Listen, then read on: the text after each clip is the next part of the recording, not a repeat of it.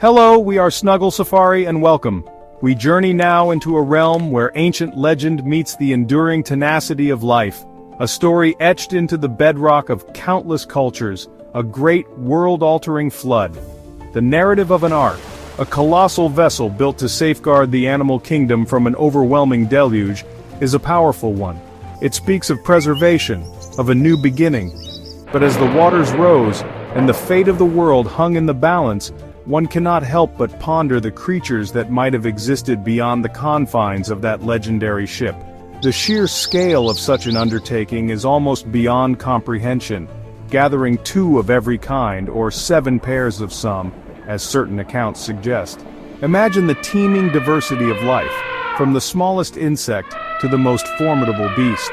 Yet even in this grand vision of salvation, questions linger like mist over a primordial sea. Were there creatures too elusive, too microscopic, or perhaps too alien to our understanding to have been included? Or were there beings whose very nature allowed them to weather the storm in ways we've yet to fully grasp? Join me as we embark on an exploration of these enigmatic possibilities. We'll delve into the science, the folklore, and the enduring mysteries surrounding those life forms that, for one reason or another, might have missed their passage on Noah's Ark. What became of them? Did they perish, or did they find their own, unrecorded ways to survive the cataclysm? The answers, or lack thereof, open a fascinating window into the resilience of life and the depths of the unknown that still surround our planet's history. Our first subjects are the microscopic marvels known as tardigrades, or water bears. These tiny invertebrates inhabit mosses, lichens, lakes, and oceans. Would Noah have been aware of these beings? Tardigrades can enter cryptobiosis, a death-like state. They dehydrate, retract limbs, and form a ton. In this state, they endure extreme conditions. Consider the chaos of a global flood. While the ark offered sanctuary above, what of beneath? Tardigrades might have survived in their ton state. Encased in floating debris, they could endure until waters receded. These masters of survival might not have needed the ark. Their evolution provided them with means to endure the cataclysm. Noah focused on larger, visible life forms. The microscopic realm operates on a different scale. Perhaps no group of creatures sparks more debate in the context of Noah's Ark than the dinosaurs. These magnificent, often colossal reptiles, which dominated terrestrial ecosystems for over 150 million years, present a profound challenge to the narrative. Mainstream scientific understanding places their extinction event, largely attributed to an asteroid impact around 66 million years ago, long before the emergence of modern humans, and consequently long before any purported global flood involving an ark. However, for those who interpret ancient scriptures more literally, suggesting a younger Earth and a historical global flood, the question of dinosaurs becomes acute.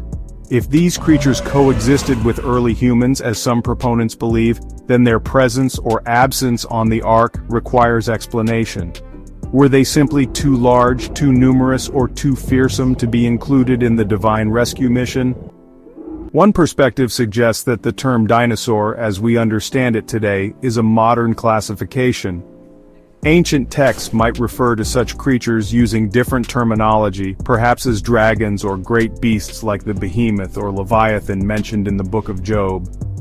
Could these descriptions be allusions to surviving dinosaurian species, or perhaps to large reptiles known to the ancient world, their memory later embellished into myth?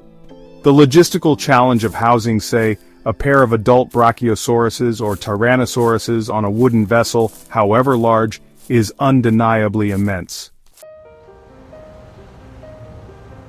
Australia's unique fauna, like kangaroos, presents a biogeographical puzzle when viewed through the lens of a global flood. How did these creatures travel from the ark's landing in Turkey to Australia? Theories include land bridges and natural rafts. Kangaroos, adapted for hopping, are not known for long-distance swimming. Their physiology suits the Australian landscape. The journey would have been extraordinary. Unicorns of the sea, narwhals, and the waters of change. When we contemplate the creatures aboard the Ark, our minds typically conjure images of terrestrial animals and birds. But what of the denizens of the deep, the creatures whose entire existence is tied to the aquatic realm? The narwhal, often dubbed the unicorn of the sea for its remarkable helical tusk, is a prime example. These Arctic whales are highly specialized, adapted to the icy waters of the far north. Would they and other marine life have even needed a place on the Ark? The traditional understanding is that the Ark was built to save air-breathing, land-dwelling animals and birds from drowning. Aquatic creatures already living in water might seem exempt from this particular peril. However, a global flood, as described in many traditions, would not simply be a gentle rising of sea levels. It would likely be a cataclysmic event, profoundly altering marine ecosystems on a planetary scale. Imagine the immense influx of fresh water from torrential rains and subterranean sources, drastically changing the salinity of the oceans. For marine organisms finely tuned to specific salt concentrations, such a rapid and massive dilution could prove fatal. Narwhals, for instance, are marine mammals, but their physiology and that of their prey are adapted to saltwater environments. Mysteries of the abyss, deep sea life and the flood's fury. Venturing from the icy surface waters to the crushing darkness of the abyss, we encounter life forms that seem almost alien in their adaptations. Creatures like the anglerfish with its bioluminescent lure, the gelatinous blobfish adapted to immense pressures, and the vampire squid with its cloak-like webs inhabit a world of perpetual night, extreme cold, and scarce resources. How would these highly specialized denizens of the deep have fared during a global flood? The deep sea is often perceived as a stable, unchanging environment. However, a cataclysm on the scale of a worldwide deluge would inevitably send shockwaves even to these remote depths. The massive influx of fresh water, sediment, and organic matter from the land, cascading down continental slopes, would dramatically alter the chemistry and physical conditions of the abyssal plains. Salinity, a critical parameter for marine life, would be profoundly affected. While the sheer volume of the oceans might buffer some changes, the mixing of vast quantities of fresh water could create stratified layers, or significantly reduce salinity in upper and mid-water zones, potentially impacting the osmotic balance of deep-sea organisms if these changes penetrated sufficiently deep, or if upwelling currents were disrupted. Pressure is another defining characteristic of the deep sea. While the water pressure itself, dictated by depth, might not change significantly, the organisms are exquisitely adapted to it.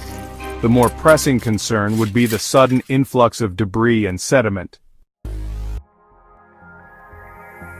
The unseen multitudes, insects and microbial life and the Ark's capacity.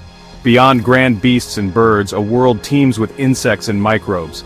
Millions of species, each with unique needs, present a staggering challenge. Did Noah consider them, and how were they accommodated? Insects alone represent millions of species, each with specific habitat requirements, dietary needs, and life cycles. From butterflies to ants, cockroaches to mayflies, their forms and functions vary. Gathering pairs of every insect species exceeds collecting mammals, birds, and reptiles.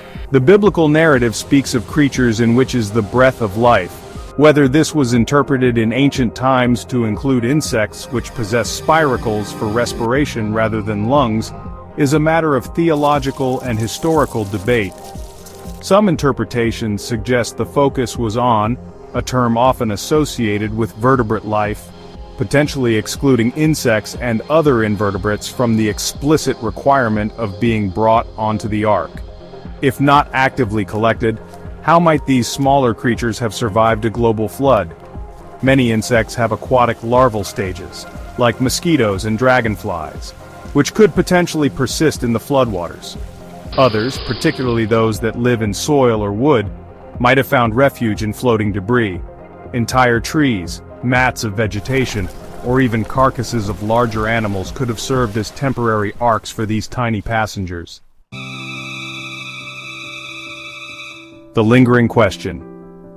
Our journey through the what-ifs of Noah's Ark reveals a tapestry woven with threads of scientific inquiry, ancient legend, and the sheer indomitable spirit of life. From the microscopic tardigrade, a master of suspended animation, to the colossal dinosaurs, whose ghosts still haunt our imagination, each creature presents a unique riddle.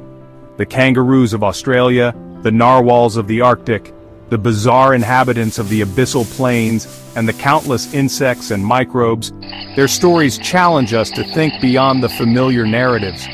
The ark, as a symbol, speaks of preservation against overwhelming odds, yet the Earth's history, whether viewed through the lens of geological time or sacred texts, is one of profound change and adaptation.